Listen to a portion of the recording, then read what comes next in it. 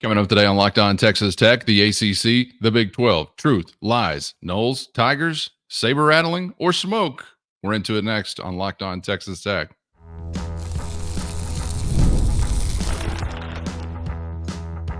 You are Locked On Texas Tech, your daily podcast on the Texas Tech Red Raiders. Part of the Locked On Podcast Network, your team every day. Great to be with you again on Locked On Texas Tech on the Locked On Podcast Network, your team every day. Always free and available on YouTube or anywhere you get podcasts. And thanks as always for making us your first listen. Today's episode brought to you by FanDuel. Make every moment more. This summer, FanDuel is hooking up all customers with a boost or a bonus daily. That's right. There's something for everybody every day, all summer long. So visit FanDuel.com to get started. With the only Chris Level, I'm Casey Cowan. Chris, great to be back with you once again, my friend. And we've got a favorite of one of the off-season topics to pick apart here today. And it's got some freshness added to this realignment buffet. Unintentional Rhyme Master in the building with us on this little Friday. This one is always there for the cussing and discussing as far as possible, dissolution of conferences, additions or expansions of other conferences. But it kind of seems like you and I were discussing just a moment ago off the air. It kind of seems like for some reason you get into some of this news being reported nationally or otherwise that sort of snowballs at a particular time. So we'll dive into some of what's been discussed here this week and over the last couple of days as it relates to the ACC and how it specifically could, likely, maybe, possibly involve the Big 12 conference. So you and I have gone on a few go-rounds here on this conference merry-go-round over the years, and there's always seemingly kind of a certain pattern. We'll get into some of what was reported by Brett McMurphy, what's been indicated by Jason Shearer, who was on top of a lot of things. He covers the Arizona Wildcats, was on top of a lot of things as far as Pac-12 defections to the Big 12 once upon a time. But the pattern, the signs, the symbols, always a part of it. And, man, they've kind of come together here this week to paint a pretty interesting picture as it relates to the Big 12, the ACC, Florida State, Clemson, and obviously a few others. Yeah, there's I guess spring football. There's the regular season, and there's realignment season. We're knee deep in that latter one right now, I guess.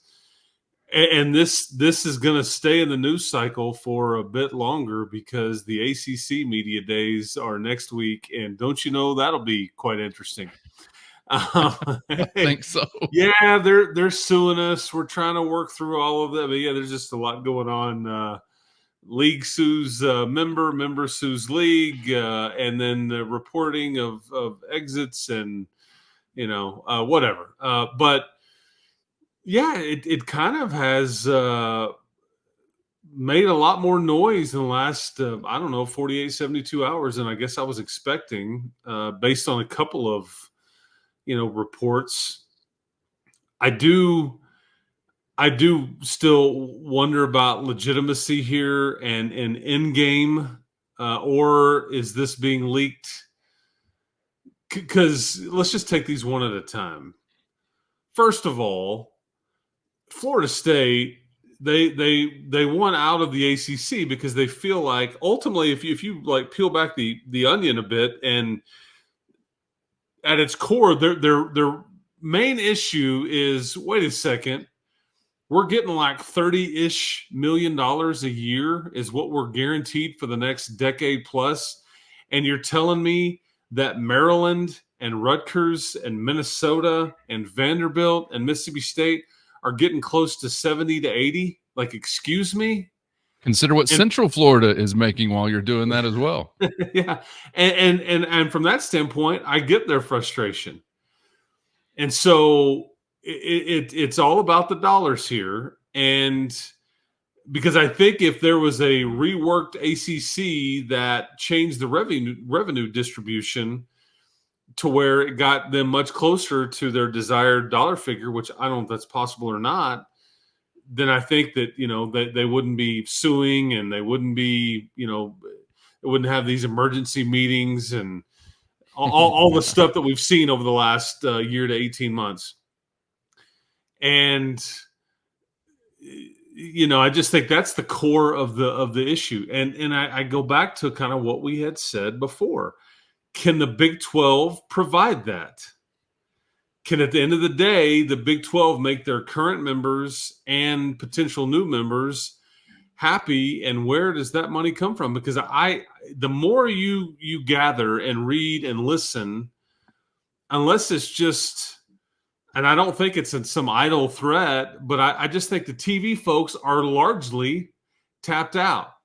They're largely like they've exhausted their resources here. They've got everybody under contract, and they're sitting there. ESPN is with Florida State under contract for the next decade plus at $30 million a year. Going, yeah, we're not really interested in renegotiation, and understandably so. I don't know why you would. It's a good deal for you. You signed it, so because it's not like you're just gonna hold out like the athletes do. I'm not showing up to training camp, okay, well then we won't give you any money, so, but I don't know. Has anybody tried that before? That may be a new idea. Somebody wants to kick around out there. If there was anybody that was willing to push the envelope a little bit, it would be the Knowles, I think, in this day and age. But I don't know, that would be quite the, guys, we're just not showing up to our game. We're not going to do it. Then you get into breach of contract, and you probably owe a lot more money. But it's been fairly loud over the last 2 to 4 days or so, based on some of this reporting. And again, I just don't know. I don't gather there's anything imminent. I still don't understand how this money works. And we'll keep getting into some more of this, because there's a date looming here coming up in the coming weeks. And no, that's not ACC Media Days. And then you've got the way that Greg Sankey has worded some things that I think is of particular interest. Oh, yeah. We're talking about some of these recent days and what's been mentioned. We'll remind you first, before we get into that, that this kind of pairs or goes in tandem with a conversation between Ross Dellinger of Yahoo Sports and John Kurtz, who covers Kansas State, a week ago, 10 days ago. I don't even know if it's been that long, talking about conversations at least being had. And you and I talked about that on this show, sort of in the form of, well, of course they're being had. No one would think Brett Yormark is not at least making calls. Now, is their interest reciprocated? Obviously, an entirely different conversation to have. But just a few days ago, back on the 14th, Jason Shear, who I mentioned covers the Arizona Wildcats, and in large part, I think is somebody that folks look to now, at least as someone that is, I think, in the category of a truth teller because of all he got right as it relates to the Pac-12. He's not representing a national outlet or anything like that, but he gets included in these conversations now, I think, because of how good he was regarding the prior Pac-12 He's got street cred. Yeah, he's got some of the, he's got realignment cred. I mean, everybody's got their thing, and he's got some realignment cred. But he tweeted a few days ago, according to sources, there is an internal belief in the Big 12 that Florida State and Clemson are likely to join the conference within the next year or so. So that's pretty point blank period, I suppose. And then just a couple of days ago, Brett McMurphy, who does represent a national outlet, or whatever way you want to describe it, has before with ESPN and others, now works for the Action Network, but he's got street cred as well. Says in part, as he puts an article out and some reporting on these things, that the Big Ten and the SEC has, quote, no interest to add Florida State if it leaves the ACC and the ACC stays intact. The Big Ten and the SEC don't want Florida State because it doesn't make financial sense. There's no appetite to expand. And this is an interesting one to consider. Quote, they've been a disruptive partner. When reached for comment, the SEC said, we just added the biggest disruptive partner there's ever been in the history of college sports. We can't take on another one. I'll give you a guess as to who that might be. Maybe I made that up. But I don't know, Chris, that there's been a whole lot of validation for me, at least just as a fan, as to whether or not, like you see on the screen there, this is real, this is leverage, this is smoke that'll turn into fire, or is it just saber rattling? And I just wanted the opportunity to use the term saber rattling because I like it. I'm not sure which way to go yet, because you point this out all the time. Like, why is this in the media right now? Is it leverage for something else, or is there really something behind kind of the direction that these conversations point? I think that's been pretty hard to sort out, at least up to this point, for me, at least. First, today's episode brought to you by FanDuel, America's #1 sportsbook. And summertime means baseball, burgers, and money in the bank when you get to picking winners with FanDuel. And right now, new customers get $200 in bonus bets with any winning $5 bet. That's right, $200 you can use to cool off and beat the heat with a refreshing parlay. An over-under play, or by getting the money line mojo going. So visit FanDuel.com/locked on and make a splash by adding a big win to your summer bucket list with FanDuel, America's #1 sportsbook. Jason Shear's timetable is interesting because he indicates there's some strong belief or confidence, newfound confidence, or however that was phrased, within the next year. You may be able to find out if that's going to be true rather soon, because remember back to that time we talked on this show about August the 15th.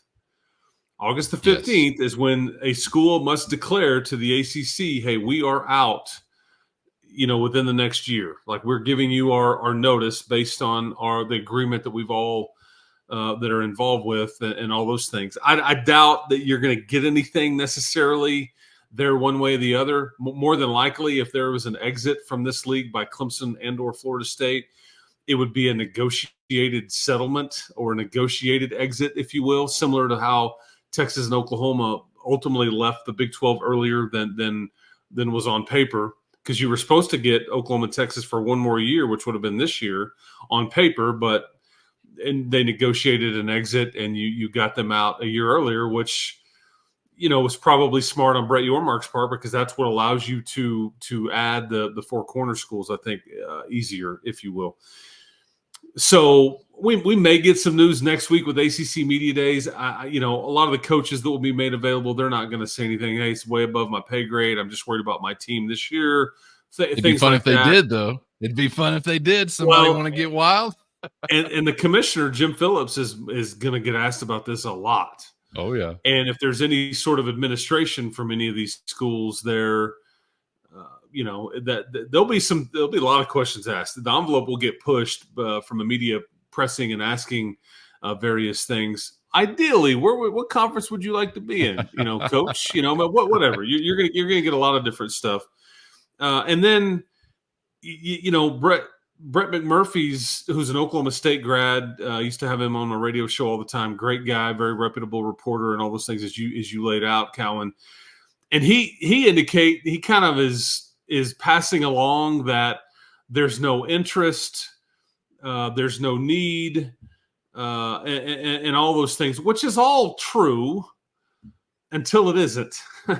It's I think where you're getting from Greg Sankey, or you're getting out of because Brett McMurphy, for those that don't know, he is currently in Dallas for the SEC Media Days. At the time that he tweeted this out, he was in Dallas. I'm going to believe strongly that his report is ultimately coming from an SEC source, and that's where he's ultimately sourcing this. And they have every reason to operate this way, because I will tell you that whoever ends up with Florida State or Clemson, if they're not in the ACC and they end up in another league, you're more than likely going to get sued for tampering. But based on the agreement that they've, just all the things that have been said, you're going to get sued, whether there's legitimacy to that suit or not. But I bet whoever ends up with them ultimately ends up being sued.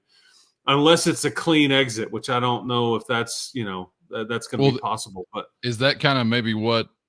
There's a couple of different layers to what he was saying, but part of it was if they're successful in leaving the ACC and the ACC stays intact, as in they've got lawyers to sue people, and or there's still some semblance of a conference that I guess those two leagues would be seen as picking or plucking from or tampering with. I thought that last part of it, if the conference stays intact, was kind of an interesting addition.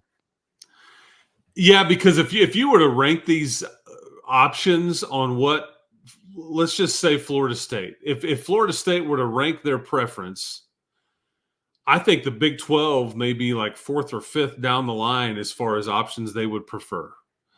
I mean, a reformed ACC or different revenue distribution, I bet that's ultimately what would be at or near number one. If not, maybe the SEC would be number one.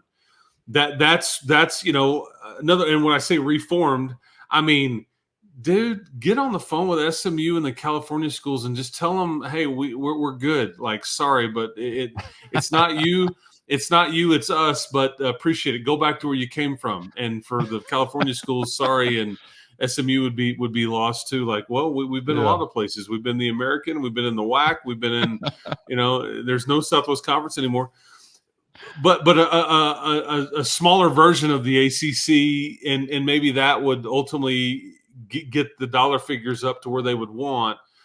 Because you start talking about Virginia and North Carolina. I mean, there's some meat there, with some of these institutions. Remember it was the Magnificent Seven, is what they were referred to or written about last year that Right. met separately about the future of the league, and that's kind of like the Hateful Eight and the Big 12. That's the Magnificent Seven. So if you weren't in that group, I'd be real leery and looking over my shoulder. Watch your back. But that's probably option 1 or 1A, whereas the SEC invite would be the other one. And like, let's think about it too. If you're Greg Sankey and you're saying we don't need these teams, we don't need this. Are you telling me at the end of the day, if available, that you wouldn't rather trot out there?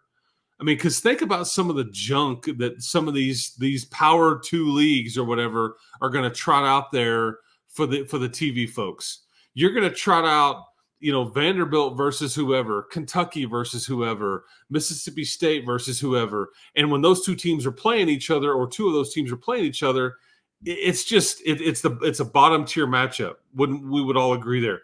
I mean, sure. Minnesota versus Maryland, Rutgers versus Northwestern. I mean, come on, man, yawn fest. Like it's not going to move the needle. So you're telling me that Greg Sankey, if he could add Florida State and Clemson, and think about it, if you put Vanderbilt versus Clemson or Vanderbilt versus Florida State, automatically that matchup now becomes a lot more of a needle mover just because of who the opponent is.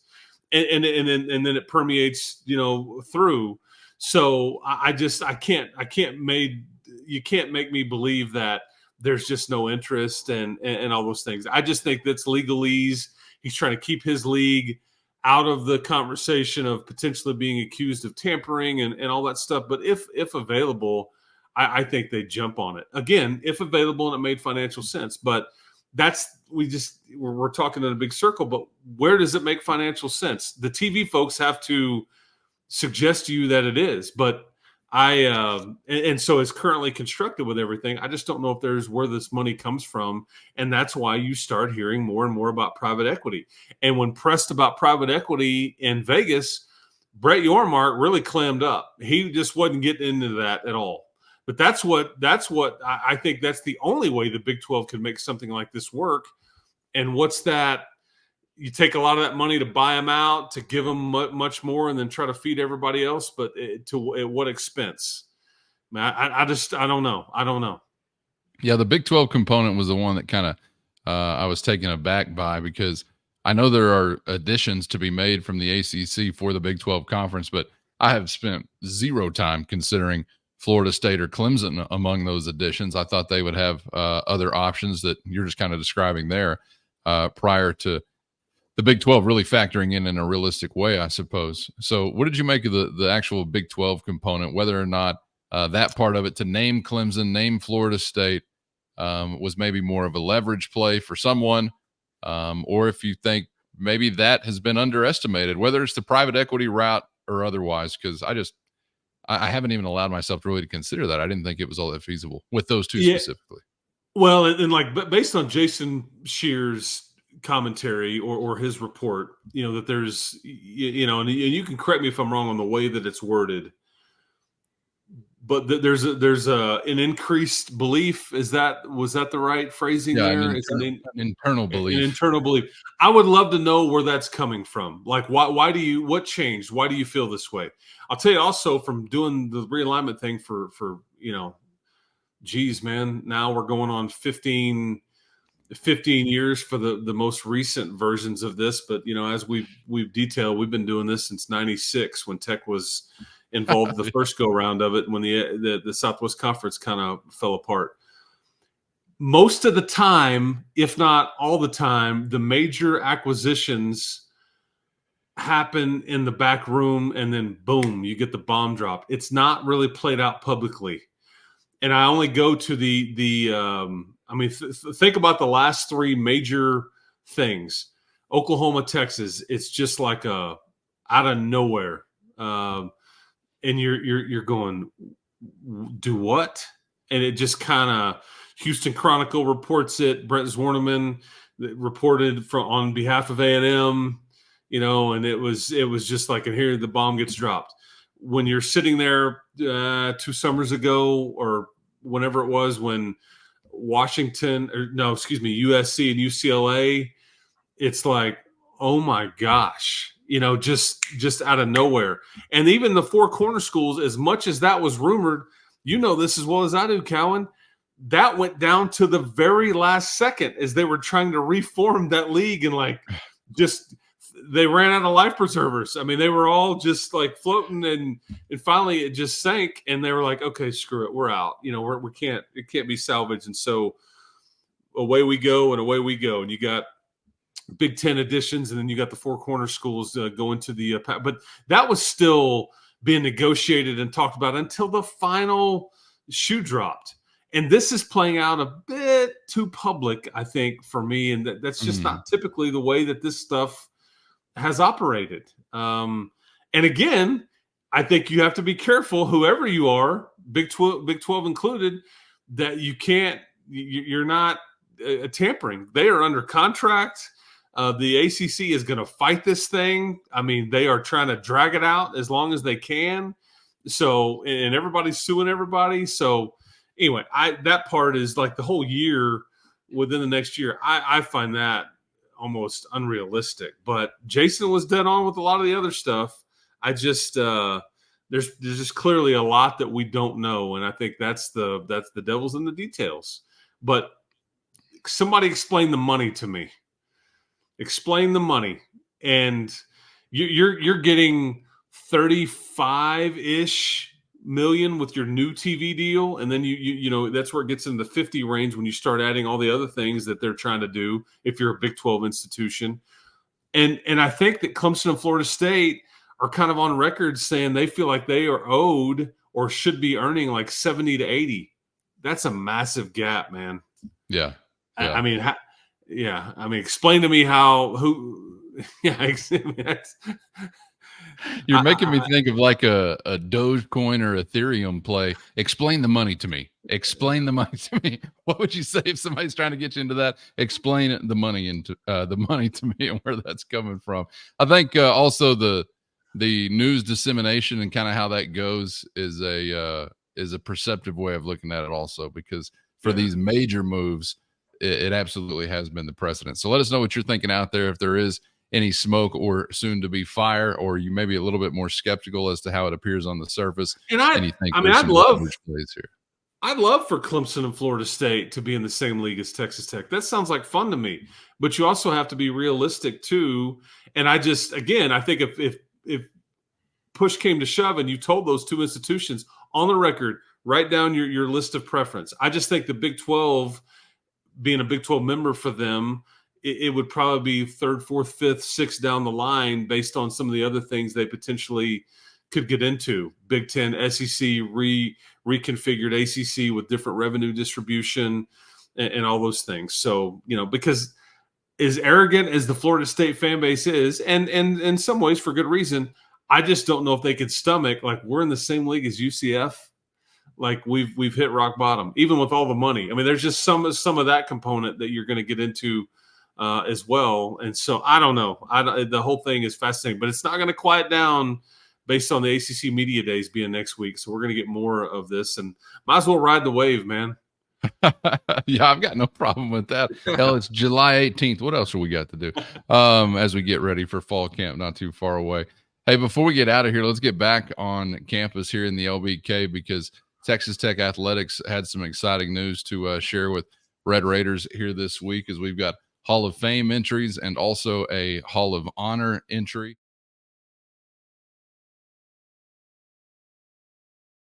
Texas Tech Athletics had some exciting news to share with Red Raiders here this week, as we've got Hall of Fame entries and also a Hall of Honor entry. And some of these prominent names on our radar, guys like Danny Amendola, Corey Carr, Red Raider football, Red Raider basketball player from some of our favorite eras. And, of course, the legendary Wes Kitley's on the list as well. So it'll be exciting to see this be a part of the upcoming Texas Tech calendar. And, of course, to check out the full list, you can hit it there at texastech.com. But worthy names from across a lot of different spectrums. We got volleyball, soccer, track and field represented. So this will be an exciting thing to celebrate as we get into the fall and beyond.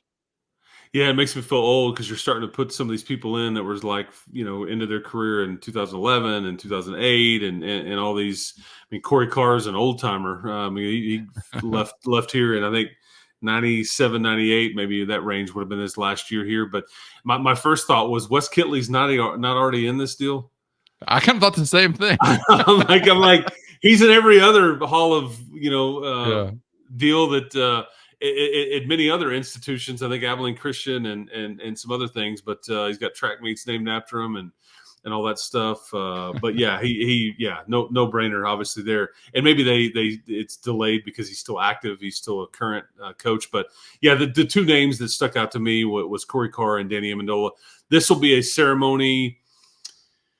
I think this is the Friday night before the Colorado game, so this is an early November situation. I think I'm right on the date there. I think I'm close there. I think it's like a early November weekend, and it's a Civic Center deal Friday night, and then halftime situation on that Saturday during the game at halftime.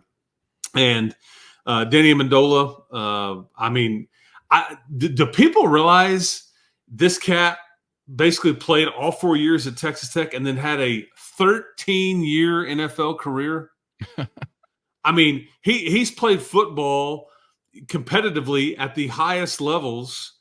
I mean, he did it for 17 years straight and did it really, really well. I mean, you go look up some of his stuff.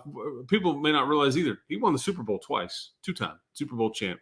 He's like part of the New England Patriots all-decade team in the 2010s. I mean, that right there is something that he, based on what the Patriots were doing, I mean, that's all-time type stuff. His 2007 year at Texas Tech, one of the best years that anybody's had because of what he did, not just as a receiver, and he had 6 touchdowns, but DA averaged 15 yards a punt return that year. 15. For his career at Texas Tech, he averaged 11 yards per punt return. I mean, that's a first down every time he catches he fields a punt. And it was, and he did. Remember I want to say this would have been in like an 05, the big win in Lincoln, Nebraska. Cody Hodges to Joel Filani in the back of the end zone, and then everybody goes nuts, and you come home from Lincoln a winner. All that made possible because of Danny Amendola's hustle. That there was a tipped pass that was picked off, and Danny Amendola didn't quit. That ball gets loose. He jumps on the bottom of the pile. Drive extended. We're still going. And then Hodges to Filani. So, and then Corey Carr, man, I mean, he averaged 23 a game in his junior and senior years at Texas Tech. And he was part of that sweet spot when I was going to school at Tech with the T, and kind of was part of that 96 team that was so much fun with Sasser and Coy Smith and Janae Cooper and Darvin Ham and all those guys. And so, phenomenal player. Basically was a professional basketball player overseas for so many years, became an official citizen of Israel, I think. And anyway, but those two guys stick out to me because I knew both of them personally and watched them both personally and all that stuff, and phenomenal dudes, man. Henderson was definitely in the end zone against Oklahoma, but was Amendola clear across the line on that 4th down catch against the Sooners, or did he roll for 3 or 4? That question can never be answered. People kind of forget about that play within that game against the Sooners once upon a time. But this will be awesome. Always fun to celebrate Red Raiders. And as Chris was mentioning, it'll be happening the weekend of the Colorado game. So that Friday is November 8th. So we'll be looking forward to that and looking forward to the next episode. Chris, appreciate the time. As always, enjoyed it, and we'll see you then. Yeah, go Florida State, go Clemson, go Corey Carr, go Danny Amendola. We got into a lot here, man. Go, just go. Yeah, but yeah, guns up. We will see what happens, and enjoy the time, and enjoy your Thursday, people. Appreciate you guys being out there as always, and appreciate those commenting on YouTube, helping us grow the show by commenting anything below. Make sure you're subscribed on YouTube or anywhere you get podcasts so you never miss an episode. Always glad to be your first listen, and for your second listen, check out Locked On Big 12. Thanks for being out there. For Chris, I'm Casey, and we hope to see you back for the next round on Locked On Texas Tech.